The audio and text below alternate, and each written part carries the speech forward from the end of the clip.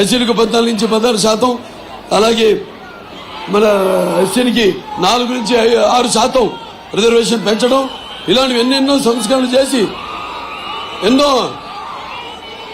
కార్పొరేషన్లు పెట్టి, ఫైనాన్స్ కార్పొరేషన్లు అందరికి కూడా అన్ని రకాలుగా అన్ని అందేలా ఆయన నాడు అందరికీ సమాజ స్థాపన కోసం, సమాజంలో ఉన్న వ్యత్యాసాలను తొలగించడం కోసం, అలాగే సామాజిక న్యాయం చేయడం కోసం ఆయన ఎంతో కృషి చేశాడు ఆయన.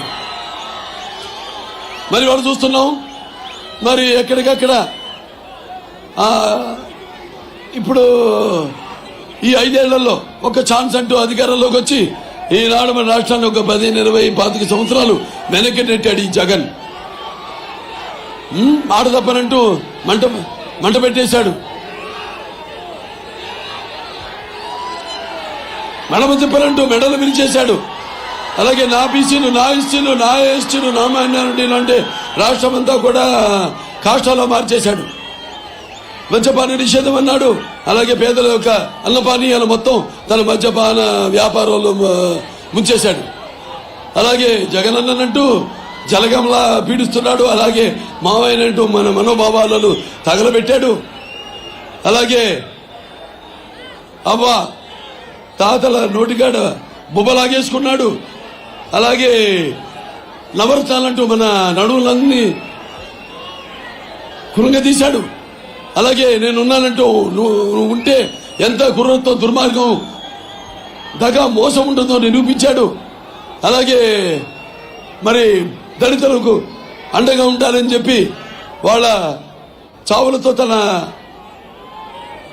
కేకలు ఆర్పుకున్నాడు, తన ఆకలి కేకలు ఆర్పుకున్నాడు. అలాగే నాక చెల్లెలు, నా అన్నదమ్ములంటూ ఆక చెల్లెల అన్నదమ్ముల ఆస్తిలోనే వాటాడుగుతున్నాడు. అలాగే నా ఆడపడుచులంటూ వాళ్ళు ఉసురు పోసుకుంటున్నాడు.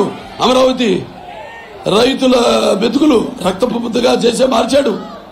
అలాగే ఈ రాష్ట్ర ముఖ్యమంత్రిని అంటూ దినగంత్రి పాలన చేస్తున్నాడు. అలాగే నాయకుడిని అంటూ నయవంచకుడుగా మారాడు. ఇలా అలాగే మన ఈ రాష్ట్రం ఇంకా 100 ఏళ్ల వరకు ప్రజలకు దొరకకుండా ఈ యొక్క ఇసుక పాత్రలతో వేశాడు. అలాగే మన ఈ యొక్క జే బ్రాండ్, ఈ చీప్ లిక్కర్ పేరుతో జే బ్రాండ్ మద్యాన్ని తీసుకొచ్చి లక్షల కోట్లు దోపిడీ చేస్తున్నాడు. అలాగే ఈ యొక్క ప్రభుత్వం తయారు చేసే ఈ కల్తీ మద్యాన్ని సేవించడంతో ఎంతో మంది ఆడపడుచులు వాళ్ళ తాలుబొట్లు పోగొట్టుకున్నారు, తెంచుకున్నారు. ఇలా ప్రతి విషయంలో కూడా ఇవాళ మరి ఏవో నవరత్నాలు అన్నాడు. ముందు 3 సంవత్సరాలేమో రాజధాని పేరుతో కాలం గడిపాడు. ఆ తర్వాత నవరత్నాలు అంటూ ఈ యొక్క దానికోసం ఎంతో అప్పు చేశాడు. 12 లక్షల కోట్ల రూపాయలు అప్పు చేశాడు. ఆ 12 లక్షల కోట్ల రూపాయలు అతను పెట్టేది, అతను ఖర్చు పెట్టేది 2.5 లక్షల కోట్ల రూపాయలు. మిగతా మరి 10 లక్షల కోట్ల రూపాయలు ఏమైందని అడగాలి, మనం నిలదీయాలి మనం.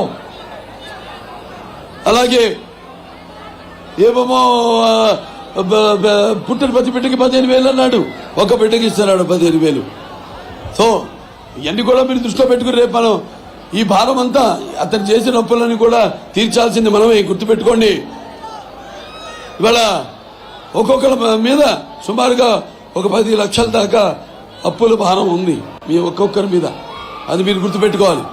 అలాగే ఇవాళ వైకాపా ప్రభుత్వ అధికారంలోకి వచ్చాక ఎస్టీలోకి సంక్షేమ